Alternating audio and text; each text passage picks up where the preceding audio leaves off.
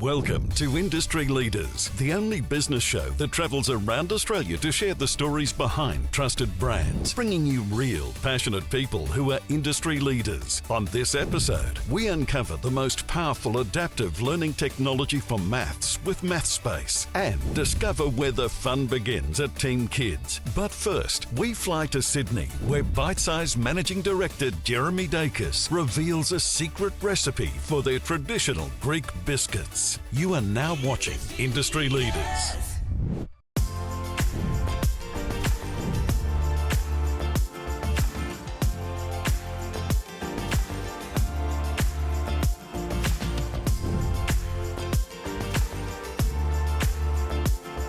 My parents always had businesses. I was literally born on top of a cafe many years ago. So, in between homework and schoolwork, you needed to come down and help out. The least I could do was help her on the weekends to give her a couple of days off.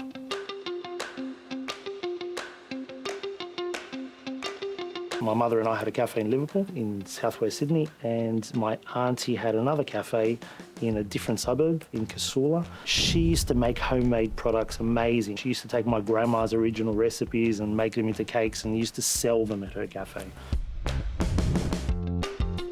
The first original biscuit probably stemmed from when we used to have cafes.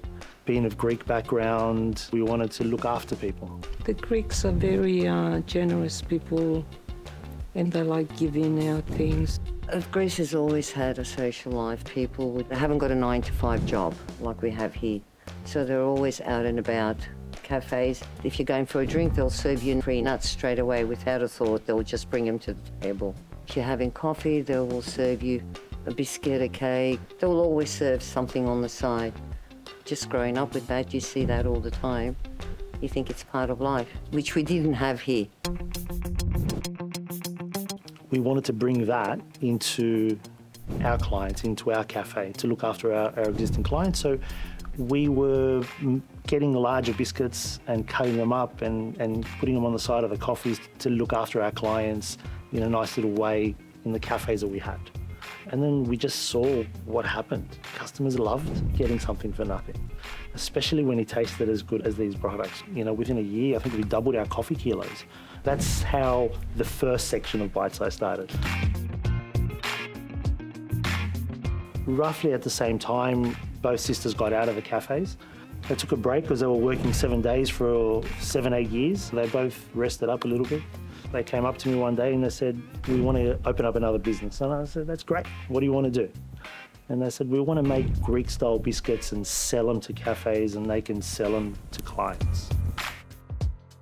And I said, that's great because you make amazing stuff, but there's so many people doing that. How can we do something a little bit different? So after a few days of thinking about it, I came up with the idea of maybe we could convince one cafe owner to give a whole bunch of little free biscuits away to every one of their clients instead of buying them from us and waiting to sell them to their clients. That was an idea that they didn't think was going to work. Yeah, it was Jeremy's idea that we started doing bite-sized biscuits, which it was very hard because the Greek biscuits, they were all come in big sizes, so it was something new for me. And that was a lot of hard work. They said, we can't make small little biscuits. I said, of course you can. It's not possible. So why don't we just try it? Jeremy was involved from day one because he could see what was needed out there. He kept insisting, yeah, you can make them smaller. And we kept saying, no, we can't. And he said, yes, you can. So they were at home and they were practicing and they were cutting little biscuits small, put them in the oven, they'd grow big. We're like, we can't have them that big. People can't give such a big biscuit away. It's got to be bite-sized. He believed in it a lot more than all of us, I think. It's not possible, So we'd leave them there day after day and a lot of disagreements, a lot of arguments.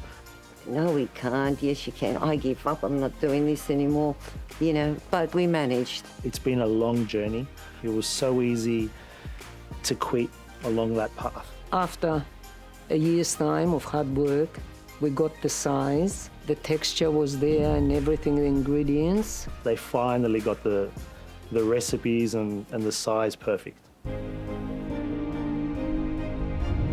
2006 was the year that the first bite-sized biscuit was made at home. I had never any doubt about the flavours and the quality of the product, but if we could get the size right, which was the biggest challenge, and we can convince people, second biggest challenge, to give something away, it's going to help their business.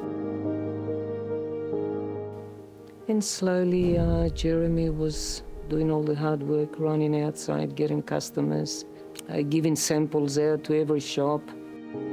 It's crazy to think we were making about 1,000 or 2,000 biscuits a week when it was just the two of them at home, hand-cutting products. It was the machinery we bought. We stopped cutting them by hand.